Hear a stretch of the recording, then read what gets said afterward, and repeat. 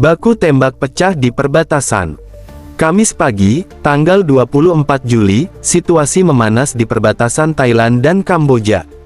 Dua negara itu terlibat baku tembak di wilayah sengketa yang sudah lama jadi sumber ketegangan. Militer Thailand tak main-main. 6 jet tempur F-16 dikerahkan menuju area yang disengketakan. Salah satu pesawat menembakkan rudal dan menghancurkan target militer Kamboja. Associated Press melaporkan, 2 warga sipil Thailand tewas dalam insiden tersebut. Militer Thailand juga mengklaim telah menyerang 2 provinsi di wilayah Kamboja. Namun, siapa yang mulai duluan? Disinilah narasi saling tuduh dimulai. Pihak Kamboja menuduh militer Thailand lebih dulu menembak. Tapi tentara Thailand justru menyebut pasukan Kamboja lah yang memulai, dengan menyerang pos penjagaan Thailand. Pertikaian ini bukan hal baru. Wilayah yang disebut segitiga Samrut perbatasan antara Thailand, Kamboja, dan Laos sudah lama jadi wilayah sengketa. Ketegangan kembali meledak sejak Mei tahun 2025, usai seorang tentara Kamboja tewas dalam kontak senjata. Kini, konflik yang dulu dingin berubah jadi bara panas yang siap membakar kawasan Asia Tenggara. Suara dentuman masih terdengar hingga pukul 8 pagi. Di Madhya Poipet, warga sipil terpaksa mengungsi ke tempat perlindungan darurat. Anak-anak menangis, toko-toko tutup, dan rumah-rumah ditinggalkan. Dalam waktu 3 jam, lebih dari 1.200 warga mengungsi ke wilayah aman di dalam Kamboja. Di sisi Thailand, kota perbatasan Surin juga lumpuh. Sirene berbunyi sejak fajar, dan pasukan cadangan dikerahkan ke zona merah. Pemerintah Thailand menyebut situasi ini sebagai eskalasi tak terduga yang mengancam kedaulatan nasional. Saling balas pun terjadi. Tak hanya udara, pasukan darat dari kedua negara mulai menempatkan artileri di bukit-bukit perbatasan. Thailand mengklaim telah menangkap 2 personel Kamboja yang menyusup melewati hutan perbatasan. Sementara Kamboja menuduh drone Thailand telah melintasi wilayahnya sebanyak 7 kali dalam 24 jam terakhir. Dunia pun bereaksi. Pukul 11 siang, Sekjen ASEAN, Dr.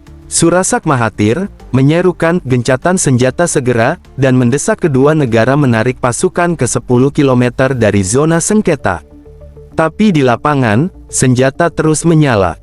Di Washington dan Beijing, suara keras juga terdengar. Amerika Serikat menyatakan keprihatinan serius dan mendesak Thailand menahan diri. China, yang memiliki hubungan dekat dengan Kamboja, menyebut bahwa provokasi sepihak harus dihindari. Namun, fakta di lapangan tak semudah itu. Kuil Tam Wen, yang kini jadi titik panas, bukan sekadar bangunan tua. Disitulah konflik bermula sejak dekade 1990-an, saat garis batas kedua negara ditarik ulang oleh PBB namun tak pernah disepakati sepenuhnya. Ini bukan cuma soal tanah, ini soal harga diri, ujar Kolonel Wisarut Panupong, juru bicara militer Thailand. Sementara dari Phnom Penh, Jenderal Kem Yutana menyebut pergerakan militer Thailand sebagai pelanggaran terang-terangan terhadap batas wilayah berdaulat. Media sosial memanas. Tagar-tagar Save Poipet dan tagar Thai Border Sundaratek trending di X dan TikTok. Video baku tembak, suara ledakan, hingga footage jet tempur viral dalam hitungan jam. Beberapa akun menyebarkan hoaks, menyulut kemarahan publik kedua negara. Pukul 13.45 waktu lokal, api membakar pos perbatasan Thailand di sektor utara. Thailand menuduh milisi bayangan Kamboja sebagai pelakunya. Namun, tak ada bukti kuat. Kamboja balik menuduh Thailand menciptakan insiden untuk memperluas operasi militernya. Ini bukan serangan dadakan. Akar konflik mulai menggelegak sejak Rabu malam, ketika Thailand mengusir duta besar Kamboja dan menarik seluruh diplomatnya dari wilayah Phnom. Pemicunya, Thailand menuduh Kamboja menanam ranjau darat yang melukai 5 personel patroli perbatasan. Kamboja merespons cepat, hubungan diplomatik diturunkan ke level terendah. Dan keesokan paginya, pukul 5.35 waktu setempat, situasi meledak. Drone militer Kamboja terdeteksi di atas kompleks kuil Tam Wen. 6 tentara bersenjata, termasuk pembawa granat, dilaporkan mendekati pagar pos Thailand. Peringatan sempat diberikan, tapi diabaikan. Baku tembak pun tak terhindarkan. Fajar menyingsing di Asia Tenggara dengan langit yang belum sepenuhnya tenang.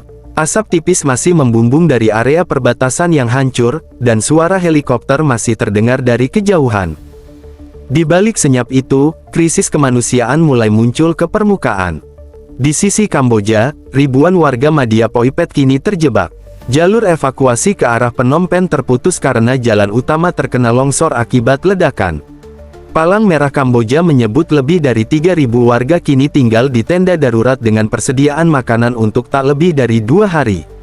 Anak-anak mulai sakit karena udara dingin dan sanitasi buruk. Di sisi Thailand, wilayah Chom Phra, Provinsi Surin, jadi pos pengungsian terbesar. Pemerintah Thailand mendirikan kamp darurat, tapi dengan kapasitas hanya 800 orang, sementara jumlah pengungsi sudah melampaui 2.200. Bantuan logistik masih tertahan, karena wilayah ini jadi zona siaga 1. Kami takut, bahkan suara sepeda motor pun bikin kami tiarap, ujar seorang ibu muda asal Poipet kepada media lokal. Sementara itu di jalur diplomatik, tekanan menguat. Pukul 8 waktu Bangkok, Perdana Menteri Thailand, Jirawat Chalermchai, menggelar konferensi pers. Dalam pidatonya, ia menyatakan Thailand siap menghentikan operasi militer jika Kamboja menarik pasukannya 15 km dari kuil Tam Wen.